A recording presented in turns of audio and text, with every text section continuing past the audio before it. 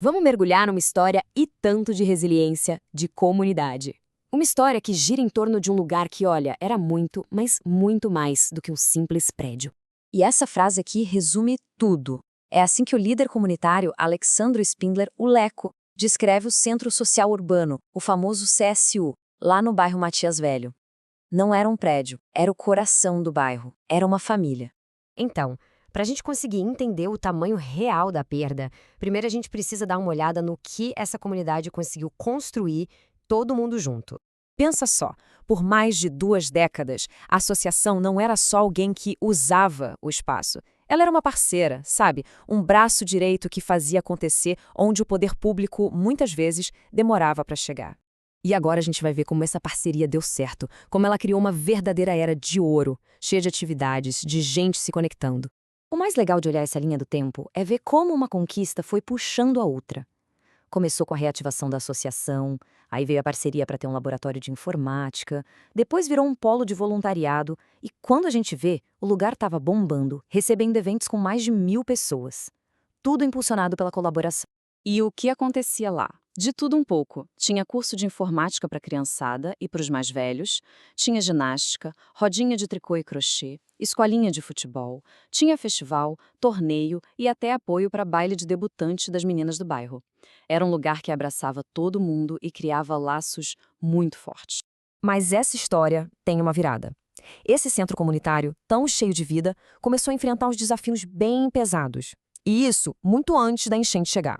O que aconteceu foi um processo lento. Primeiro, um certo desinteresse político, né? Algumas gestões públicas começaram a ver a associação como um problema e criaram dificuldades. Aí veio a pandemia e o centro foi fechado de vez, virou até depósito. E o pior, depois que tudo passou, ele nunca mais foi reaberto para a comunidade, mesmo sendo o único ginásio público que eles tinham. E quando parecia que a situação já estava no limite, o desastre veio com tudo. A enchente não atingiu só o centro, atingiu a comunidade inteira. A descrição do Leco sobre o que ele viu depois da água baixar é de arrepiar. Ele fala que entrar lá e ver tudo destruído não era sobre perder coisas, era ver as lembranças, a história de vida das pessoas, tudo misturado na lama. Uma cena realmente impactante. Só que é no meio dessa devastação toda que surge uma lição muito poderosa sobre como uma sociedade pode se reconstruir. E tudo começa com o entendimento de um conceito-chave. Esse conceito é o terceiro setor. O que é isso, afinal? Bom, de forma bem simples, é a sociedade civil se organizando. São pessoas comuns, criando associações, fundações, enfim, grupos sem fins lucrativos, para resolver problemas sociais onde o governo ou as empresas não chegam. Exatamente o caso da Associação do CSU. Essa tabela aqui deixa tudo bem claro. A gente tem o primeiro setor, que é o governo, focado em governar. O segundo setor, que são as empresas, buscando lucro. E aí tem o terceiro setor, que não quer nem governar, nem lucrar. O objetivo principal é o bem-estar social.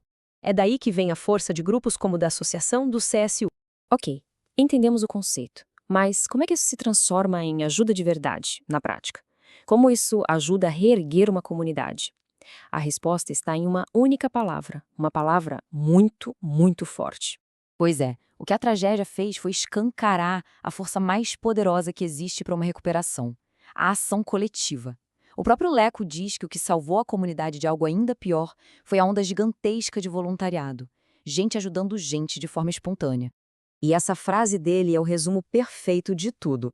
A solução não veio de fora, a solução já estava ali, no momento mais desesperador de todos. Estava em nós, na própria comunidade. Então, qual é o caminho para frente? Não é ficar de braços cruzados esperando a ajuda chegar. O caminho é se organizar para exigir e para criar essa ajuda. Primeiro, reorganizar a vida em nível local. Depois, reativar as associações de bairro. Com isso, mobilizar todo mundo para ter uma voz única, uma voz coletiva. E aí sim, com essa força, dialogar com o governo e com as empresas de igual para igual, como um parceiro organizado.